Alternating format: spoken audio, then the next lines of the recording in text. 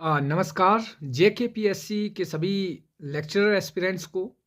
दोस्तों, अगर आप इंग्लिश लेक्चरर बनने का सपना देख रहे हैं तो मैं उम्मीद करता हूं कि आप बिल्कुल सही जगह हैं। मेरे से जितना हो पाएगा मैं आप लोगों के लिए वीडियोस लाऊंगा और सीरीज वाइज, ताकि आप लोगों की एक बेटर अप्रोच के साथ एक बेटर प्रिपरेशन हो सके।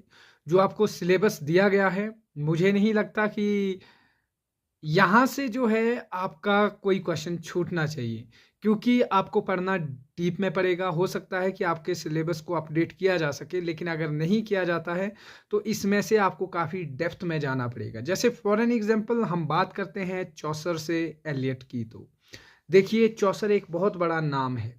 अगर चौसर से क्वेश्चन पूछा जाता है तो द कैंटरबरी टेल्स को आप पूरा मतलब इस तरीके से पढ़ के जाइएगा कि आपको जो है वो सबके फेस भी याद हो, किसके फेस पे डिंपल थे, किसका कद छोटा था, कौन मंक था, कौन नन था।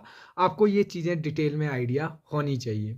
और उसी तरह केनन, जो आपके कैनन राइटर्स होते हैं, विलियम लैंगलैंड, गावर, और भी जो उस एज में पार्टिकुलर चौसर एज में जो जो घटना हुई थी, 100 ईयर्स वॉर घटना हुई थी, पीजेंट रिवॉल्ट हुआ था, आपको ये सारी चीज़ें जो याद होनी चाहिए कि चौसर की एज को 3 पार्ट में डिवाइड किया गया था, तो कौन कौन सी वो एजेस थी, और चौसर ने इंग्लिश को कब ऑफिशियल लैंग्वेज बनाया और कौन सा ईयर था वो, और कौन कौन से वो 3 किंग थे जिस काल में चौसर जो रहे हैं। तो इस तरीके से एज को स्टडी करना है, तभी जो है एग्ज़ाम निकलते हैं, तभी जो है एग्ज़ाम में टॉप किया जाता है। आपका मकसद एग्ज़ाम में बैठना नहीं, आपका मकसद एग्ज़ाम को सिर्फ देखना नहीं, आपका मकसद है एग्ज़ाम को क्रैक करना। और मेरी तरफ से जितना हो पाएगा मैं आप लोगों के लिए करूँगा, आप लोगों के लिए वीडियोज़ लाऊँगा। और आप लोग, कुछ लोग मुझे नहीं जानते हैं, कुछ लोग मेरे फेस को पहली बार देख रहे हैं, तो उनके लिए मैं राय दूँगा कि मेरे चैनल को सब्सक्राइब करें। फिर उसके बाद हर दिन आप लोगों के साथ मुलाकात होती रहेगी। और दूसरी चीज़, जैसा आप देख रहे होंगे एलियट तक क्वेश्चन पूछा जाएगा आपका, तो कोई भी एज है उसको साधारणतः जो है मतलब आसानी से ना देखें, उसको ग्रांटेड ना लें। कोई major events, major works, major writers को जो है अच्छे से पढ़ के जाइएगा। रोमांटिक पीरियड को अच्छे से पढ़ के जाइएगा, विक्टोरियन पीरियड को, मॉडर्न पीरियड को, मॉडर्न एज को, और ड्राइडन एज को, एज ऑफ अगस्टन को, एलिजाबेथन एज को। क्योंकि देखो, जब आपका पेपर उस तरीके से आ रहा है तो आपको पढ़ना पड़ेगा। और हिस्ट्री ऑफ इंग्लिश लिटरेचर के लिए नोट्स है तो ठीक है, अच्छी बात है।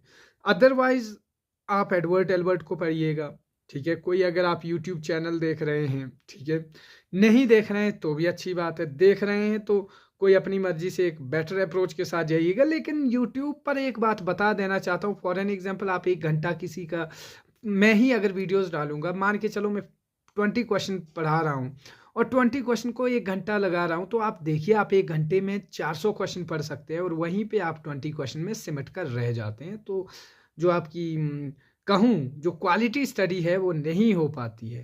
फिर दूसरा, आप क्रिटिसिज्म से क्वेश्चन देखिएगा। क्रिटिसिज्म से, अरिस्टोटल से अगर क्वेश्चन पूछा जा रहा है तो आपने याद रखना है कि पोइटिक्स, पोइटिक्स के 26 चैप्टर्स को आपने हर एक चैप्टर में देखना है कि एपिक किस चैप्टर में है, पोइट्री की डिस्क्रिप्शन किस चैप्टर में है, आपका ट्रेजिडी किस चैप्टर में बात करता है, एनाग्नोसिस की किस चैप्टर में बात करता है, थ्योरी ऑफ इमिटेशन किस में बात करता है, प्रोटोगोनिस्ट के बारे में किस चैप्टर में बात करता है। तो ये जो सारी चीज़ें हैं, ये आपने डिटेल में पढ़नी है, तभी जाके जो है आपका डीप एक अंडरस्टैंडिंग बनेगी। आप पढ़ेंगे कि अर्नोल्ड टचस्टोन मेथड की क्या बात करता है, आप पढ़ेंगे कि आपका ट्रेडिशन एंड इंडिविजुअल टैलेंट की टीएस एलियट क्या बात करता है।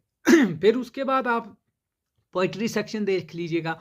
पोइट्री सेक्शन में जो ये राइटर्स दिए हैं इनके बारे में डिटेल से पढ़ना पड़ेगा, इनकी ओपनिंग लाइन पढ़नी पड़ेगी आपको, कौन सा मीटर यूज हुआ है, कौन सा राइमिंग यूज हुई है, फेमिनिन राइम है, मस्कुलिन राइम है कि आई राइम है। आपने ये सारी चीज़ें नोटिस करनी है, अदरवाइज उस तरीके से जाओगे तो आप पाए जाओगे।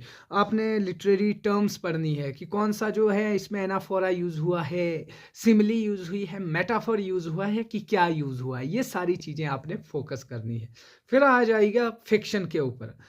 फिक्शन जैसे प्राइड एंड प्रेजुडिस पढ़ रहे हैं जेन ऑस्टिन का, आपने देखना है कि it is universally truth acknowledgement that a wealthy women या healthy man possess good women husband, ऐसा कुछ कॉन्सेप्ट है। आपने उनकी कोटेशंस जो है वो रिमेंबर करनी है।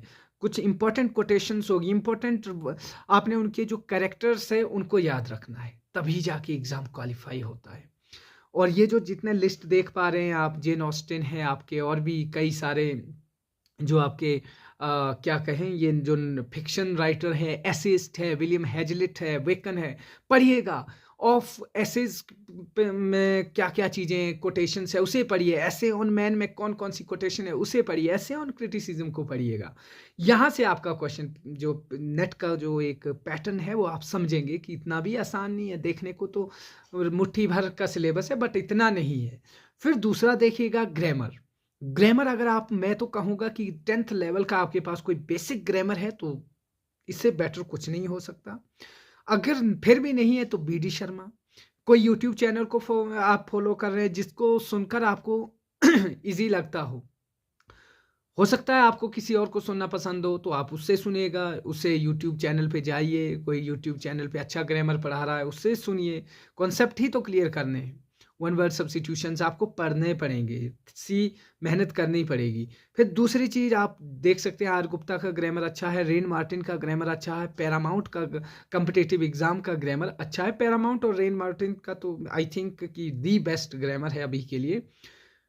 फिर आप देखिएगा कि अगर ये सारी चीज़ें करने के बाद भी आपको दिक्कत आती है तो आप कमेंट ज़रूर कीजिएगा, और कमेंट एक अप्रोप्रिएट तरीके से कीजिएगा। बाकी जो है अगर कोई आपको कोई भी इंक्वायरी होगी कमेंट में ज़रूर करें, कमेंट ज़रूर करें। और बाकी जो है सिलेबस को डिटेल में जानते हैं, आइए लेट्स बिगिन। प्यारे दोस्तों, जैसा कि आप देख रहे हैं history of English literature from Chaucer to Eliot, आपने डिटेल में पढ़िएगा इसको। मैंने कहा आपको एडवर्ड एलियट की बुक खरीद लीजिएगा, वहाँ से काम चल सकता है तो बेटर है। फिर है literary criticism with particular reference to Aristotle, Coleridge और अर्नोल्ड और एलियट। कॉलरिज की इमेजिनेशन के ऊपर थ्योरी है, ठीक है, आप उसे डिटेल में पढ़िएगा। जैसा कि आप देख रहे हैं English poetry and playwright with particular reference to Shakespeare, John Milton, Dryden, Wordsworth, Shelley, Keats, Coleridge, GB Shaw and Eliot. इनके बारे में, इनकी पोइट्री को डिटेल में पढ़िएगा। कम से कम इनकी अगर 10 पोइम है तो जो इनकी 5 टॉप की पॉइंट्स हैं उनको तो आप क्रैम करके जाइएगा, उससे ही काम बनेगा आपका। और आपको पूरे डिवाइसेस आने चाहिए कि इस पार्टिकुलर पॉइंट में कौन सा डिवाइस यूज़ हुआ है। फिर फिक्शन है, चार्ल्स डिकन के बारे में पूछा गया है, थॉमस हार्डी, जेम्स जॉयस और ग्राहम ग्रीन। मुझे नहीं लगता इनसे बेटर, इनके काफ़ी सारे वर्क्स हैं जो आपको डिटेल में पढ़ने पड़ेंगे।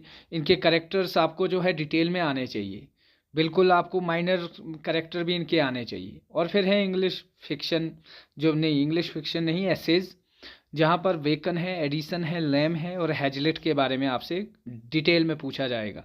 तो मुझे नहीं लगता आपको कोई ज़्यादा जो है कहीं इधर उधर देखने की ज़रूरत है। अगर इनके बारे में एक अप्रोप्रिएट सिलेबस आपके पास है तो डिटेल में तैयारी कीजिएगा। बाकी जो ग्रामर में है, ग्रामर के बारे में मैंने बता दिया। पैरामाउंट जो कम्पिटिटिव एग्ज़ाम है दी बेस्ट है, और रेन मार्टिन दी बेस्ट है।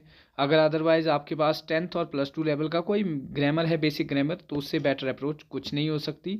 बाकी जो है लिटरेचर से रिलेटेड कहीं भी दिक्कत आएगा आप कमेंट कीजिएगा, मैं आपके लिए हमेशा तत्पर हूँ। धन्यवाद।